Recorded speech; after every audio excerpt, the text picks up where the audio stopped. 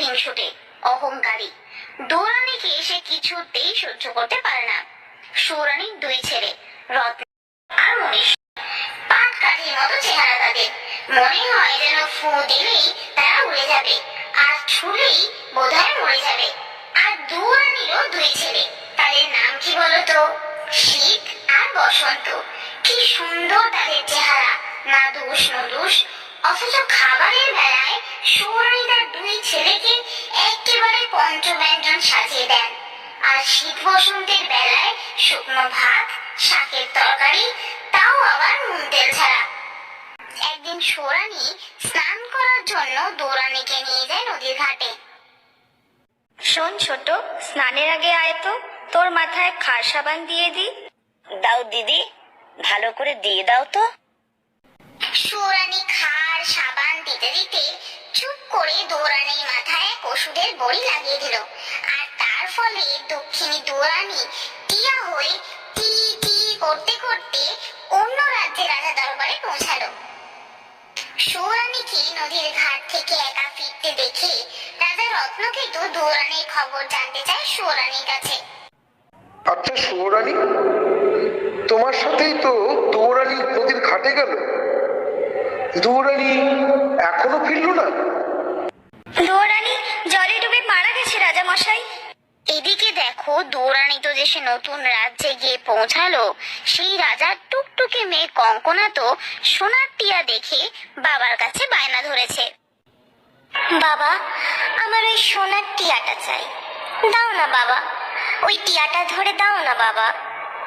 আরেকটা কথা বাবা, ওই সোনার টিয়াকে রাখার জন্য আমার খুব সুন্দর একটা সোনার খাঁচাও চাই। সেই অনুযায়ী সোনার টিয়াকে সোনার খাঁচায় রাখার ব্যবস্থা হলো। এদিকে কি হয়েছে দেখো, শীত আর বসন্ত পাঠশালা থেকে ফিরে তাদের মা অর্থাৎ দৌড়ানিকে দেখতে না পেয়ে খুব কান্নাকাটি করতে লাগলো। আর হিংসুটে সৌরানি কি করলো জানো? শীত আর বসন্তকে রাজপ্রাসাদ থেকে তাড়িয়ে দিল। বলো ভাই, শেষ পর্যন্ত আমাদের কপালে এই ছিল, মাকে হারালাম, বাবার ভালোবাসাও পেলাম না, আর এখন রাজপ্রাসাদ থেকেও বিতাড়িত হলাম। দাদা, আমরা এখন কোথায় যাব? কে আমাদের আশ্রয় দেবে বলো তো? চিন্তা করো না, এবার আমরা দুজনে মিলে মায়ের খোঁজ করব, দেখবে মাকে ঠিক খুঁজে পাবো। মাকে পেলে আমাদের কি আনন্দ হবে, তাই না দাদা? হিংসুটে সৌরানি রাজার কাছে কান্নাকাটি করে জল্লাদকে ডেকে পাঠালো। উদ্দেশ্য, জল্লাদ শীত আর বসন্তকে মেরে রক্ত নিয়ে আসবে, আর সেই রক্তে স্নান করবে সৌরানি। চলো, তোমাদের বেঁধে বনে নিয়ে যাব, তারপর তোমাদের মারবো। আমাদের মেরো না গো, আমাদের মেরো না। শোনো রাজপুত্র, তোমাদের আমি কোলে কাঁখে করে মানুষ করেছি, আর আজ সেই সোনার রঙে আঘাত করব? তোমাদের রাজপোশাক ছাড়ো, গাছের বাকল পরে তোমরা অন্য কোথাও চলে যাও। আমি বরং শিয়াল কুকুর মেরে তার রক্ত নিয়ে যাব সৌরানির কাছে, আর বলবো তোমাদের মেরেই রক্ত এনেছি। দুই রাজপুত্র হাঁটতে হাঁটতে বনের ভিতর ঢোকে, আর জল্লাদ একটা শিয়াল মেরে তার রক্ত সৌরানিকে দেয়, আর বলে যে ওই রক্ত শীত আর বসন্তের। তা শুনে সৌরানি তো আনন্দে আহ্লাদে একেবারে আটখানা। ভাই, আমরা তো গভীর বনে ঢুকে পড়লাম, ভয় লাগছে তো। জানো দাদা, আমার খুব জল তেষ্টা পেয়েছে, জল কোথায় পাই? ভাই, এত পথ আসলাম, জল তো কোথাও পেলাম না। ঠিক আছে, তুমি এখানে থাকো, আমি দেখি জল কোথায় পাই। শীতের পর বনের মধ্যে অনেকটা পথ গিয়ে দেখতে পেল একটা সরোবর, কিন্তু জল নেবে কি করে? সে ঠিক করলো তার চাদর ভিজিয়ে ভাই বসন্তের জন্য জল নিয়ে যাবে। কিন্তু ভাবলেই তো আর হবে না, ঈশ্বর যে অন্যরকম কিছু চান। তাহলে চলো শুনে নি সেই ঘটনা।